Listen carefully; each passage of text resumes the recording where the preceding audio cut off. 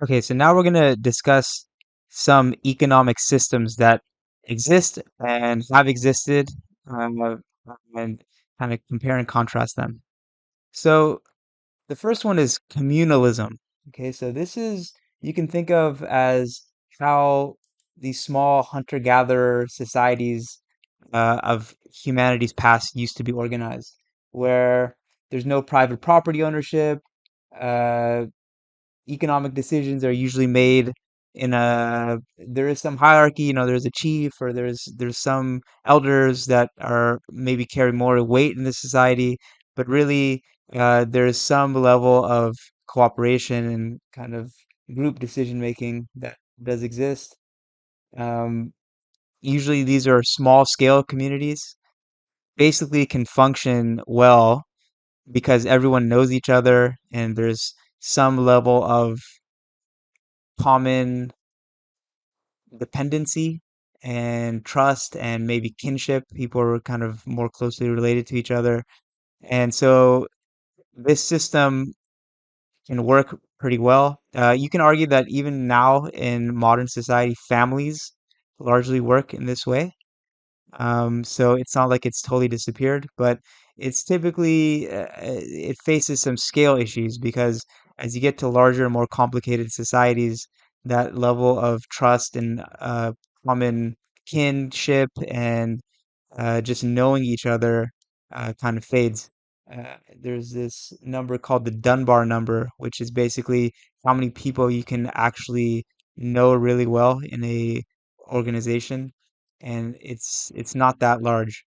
The commonly used value is 150 for the Dunbar number. So basically, once a group or organization gets above 150 individuals, it becomes harder for that group to stay cohesively enough to kind of maintain kind of knowledge of each other. It becomes less intimate of a grouping. Okay, so um, the next one is communism. Okay, so this is kind of an attempt to take the communal kind of vibe and scale it up to a much larger society. Historically, this has not worked out very well. It's required uh, large amounts of suffering and social engineering, like forcing people to do things that they don't necessarily want to. For example, um, collectivizing farm, like agriculture. So those who were kind of landowners were forced to kind of give up their land to the state, oftentimes by physical violence and force. People had to be kind of reprogrammed to kind of think not for like their own self-interest and rather think about this kind of amorphous collective. And China, Soviet Union, uh, this is not. It's led to uh, huge social upheaval. Many, you can argue like large-scale death and killings. So it's not usually worked well from kind of a social kind of this is a social well-being perspective. But those who kind of want to implement this vision of this communal society scaled up had the power and were able to at least try to do it. So far, historically, it's never really worked. There's not a single example of a well-functioning large-scale society that kind of uh, adheres to the communal principles.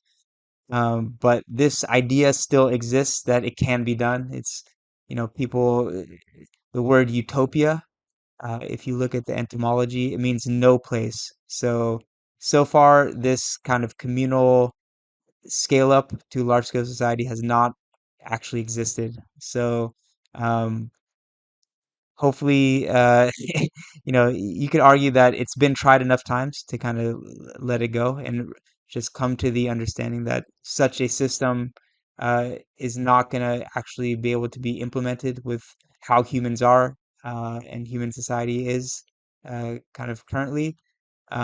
But there are those who still believe that if you just try a little harder, do things a little differently, it will work.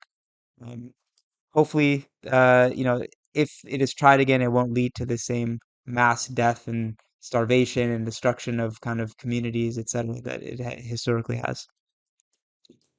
Feudalism. Okay, so this is, you could argue, how much of human society has existed since kind of the agricultural revolution. Basically, there's a very strict class hierarchy, and there's a small elite who controls the resources of society and kind of decides what is the best use for those resources. And most of society, the people don't really own anything. They're kind of subject to the whims of their kind of those above them in the social hierarchy, that small group. And again, the decisions are largely centralized to those elites who kind of decide, what to invest in, what to produce on their land or with their assets.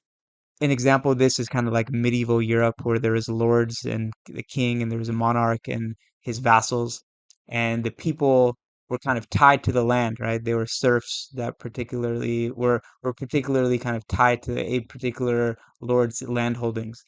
Um, this has kind of been a very common form of society. Uh, Socialism is where a state exists to redistribute wealth. Okay, so you can have kind of a market-based economy, as we kind of discussed, and we'll talk about more what that is in a different part of this module in more detail. But basically, you can have kind of a private sector businesses and prices for things, um, but really the state will collect usually taxation, will collect taxes from the people, and then kind of based on the government's vision of how society should look, would redistribute that wealth either directly to individuals who they deem kind of worthy of that redistribution, or into the government programs. Uh, and so the state plays a role as kind of like a overwatcher to create some to try to create or implement some vision of how society should look, and it uses the powers of taxation and other government regulation to kind of control the economy and uh, the other institutions like church or whatever uh, labor unions. It's gonna impose its will through law and regulation on all those institutions, kind of to achieve some kind of vision. But historically, most directly, it's been taxing and then redistributing that wealth through government programs and directly to individuals through direct payment. And then there's market capitalism, which is basically, and we're going to talk much more about what the specific elements of a market capitalist system are. But basically, high level, it has limited government intervention. Individuals and individual firms, individual people have a lot of autonomy to make their own decisions. There's private property, so the state does exist to kind of protect the rights of people.